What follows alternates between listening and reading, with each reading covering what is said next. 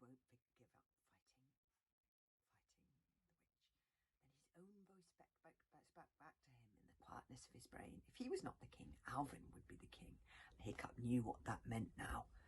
That meant the horror of the dragon's extinction. That meant the tyranny of evil dominating the archipelago and ruling over tomorrow for this generation and the next. He could not let that happen. Even though he did not want it, he had to be king now. He had to fight for it, not half-heartedly, but with everything he had. This was the moment that Hiccup took on his destiny. He lifted his drooping head.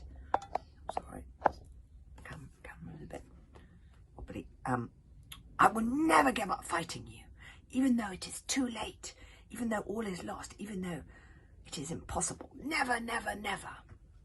The witch had failed again.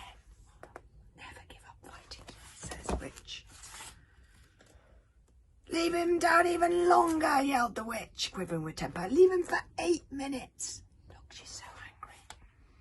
8 minutes is murder, bellowed the furious voice of Gobber the Belch. But the Alvin's men lowered Hiccup down into the sea and left him down there for 5 minutes, 6 minutes, 8 minutes. Gobber the Belch feared he must be dead. No ordinary human being could survive underwater for 8 whole minutes. The Vikings held diving competitions in the summertime, so they knew that it was impossible. But when the Alvin's men pulled Hiccup up and they heaved him out of the water, the boy was absolutely blue, yet he moved inside his chains. He was still alive. There was a silence of wonder and respect in the great hall. The witch pulled up Hiccup's visor with a snap. This had turned from a trial for Hiccup to a trial for herself. It was no longer a testing of a single individual, but a test of the duel of their two wills. And Hiccup was winning. She shook him. Well, you horrible little hiccupy brat, will you tell us where the Dragon Marker's hideout is now, or I will be reluctantly forced to leave you down there forever? I am trying my best not to kill you, you ungrateful little so-and-so, grated the witch, but if you remain so absurdly stubborn, I shall have to go ahead and do that. There is nothing you can do to me, Grunty Ticket, that will make me change my mind. That the witch's eyes gleamed. Aha! She said triumphantly. Of course, why didn't I think of this before? I've conducted this trial on the wrong person. We all have our little weaknesses, don't we, Hiccup? She gloated, and yours is soft-heartedness.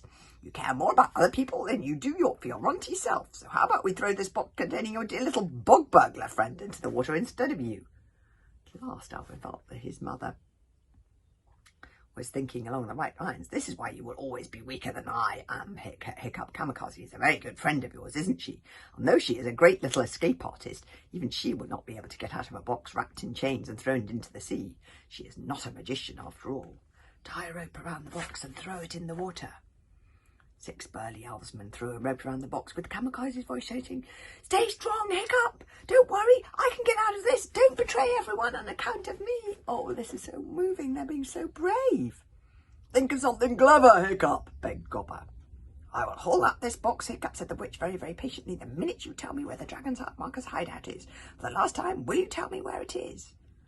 Silence while the Dragon Markers strained forward. Don't give in, Hiccup, don't give in, don't give in, please don't give in. But Hiccup looked broken. He nodded, yes, he would tell her. Perhaps we all have limits to our endurance. There was a groan of despair from the Dragon Markers in the cages. Their hero had been found wanting after all. It was too hard a test, murmured Gobber forgivingly to himself, far too hard a test for one young boy. You see, smiled the witch, faint with relief that at last she had triumphed. All it took was a little bit of light persuasion. You see, she glowed, holding wide her victorious arms. Look, there's what Kamikaze's saying. Don't worry, I can get out of this.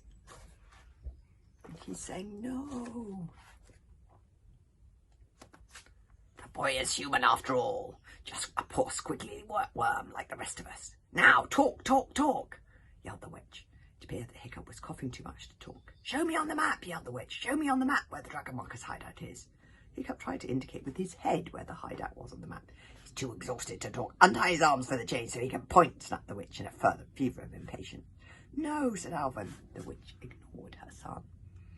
Leave the chain around his ankle. Bar the doors. He's only one boy. Hiccup's arms and legs were untied. He stumbled forward, his left-hand side straining behind him, a dead, unconscious weight. And then he sprang. There he is, springing. To the witch's astonishment, Hiccup suddenly slept into awkward, limping life like a shaking ghost, and used his good right hand to slap the map up into the witch's face. He dodged clumsily past two Alvin's men and hauled himself up the Dragon Marquis's cage with one hand, one leg, and a reserve of strength he did not know he had. "I knew it! Catch him!" bellowed Alvin in horror as Hiccup climbed. "Don't panic!" shrieked the witch. "He can't go anywhere. He's got a train around his ankle." Hiccup hung off the topmost cage, a lopsided scarecrow, his right fist clenched and declared, "I will never betray my friend's witch, and the dragons must never be destroyed. Never, never, never!" shouted Hiccup.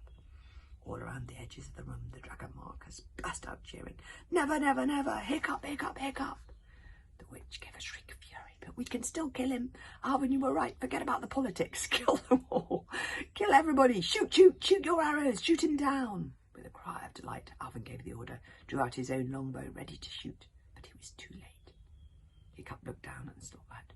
"I did not turn my back on you, Snortlout," he said. "Remember that." And then Hiccup threw himself off the edge of the cage, down through the trapdoor and into the icy sea below. "No!" screamed Alvin, hurling himself at the train still attached to Hiccup's ankle. Alvin hauled on the chain, desperate to reel Hiccup in, hand over hook, screaming for help. 3 burly Alvinsmen rushed to assist. The chain was coming up easily, for after all there was only one skinny young boy on the end of it. Beside them, 3 more Alvinsmen were hauling out the box that had Kamikaze inside it. 2 more strong jags and we'll have him," panted Alvin in relief.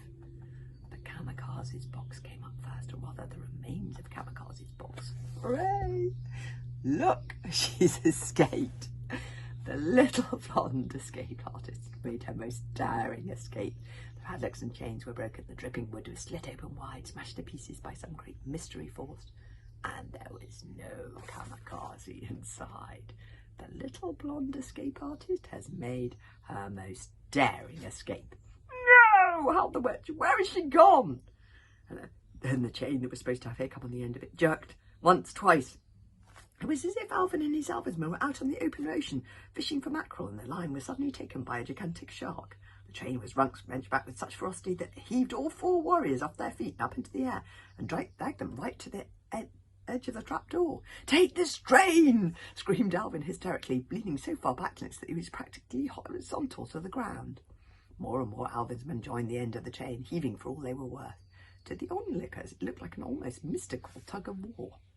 Red, gasping, his masked face bulging, Alvin's foot and helplessly scrambling ivory egg could not get its grip. He and his warriors were towed inexorably nearer and nearer to the open trapdoor. "Put your backs into it!" screamed the demented villain, and the room watched open-mouthed, unable to believe what they were seeing. Who was this boy to drag so many mighty warriors across the floor? "It's a miracle," breathed an Alvinsman, mightily impressed at the sight himself. One of the ancient qualities of a hero in the Viking sagas was superhuman strength. One last colossal heave and snap! The chain broke. All 10 of the Alvinsmen fell flat on their backs with a suddenness that dragged Alvin's brand new cloak into the water while Alvin screamed, "No!" Crazed with disappointment, Alvin drew up what was left of the chain. The broken remains were as light as a crab cake. There was nothing on the end. "Arg!" screamed Alvin. Killing Hiccup had become his obsession. It filled every waking and dreaming moment. Was the boy to be plucked from his hook in the nick of time once more? It was too cruel. The witch's plan had backfired most spectacularly. "He's escaped! He's escaped! Hiccup! Hiccup! Hiccup!" "Alvin, my sweetest, Alvin, my darling, Alvin, my honeypot," said the witch, trying to soothe herself as much as her son. "He's dead. He must be dead. Don't you see? Some large underwater sea creature must have got him. That is what will have broken the chain." Out to the boat! Search every corner! Launch the bull guards!" howled Alvin, shaking off the witch's arm and leaping to his feet. "No more talking! Shoot the boy on sight!" The witch was quiet for a second, crouched down there, and then she exploded into action, screaming, "What are you waiting for, you idiots? Search him high! Search low! Search everywhere! Find the Hiccup boy!" Oh, she's gone bonkers now. Oh. Okay, next chapter, chapter 12, is called That Treasonous Traitor of Traitors. I think it's going to be about Snortlout. Oh my goodness. Okay, we'll have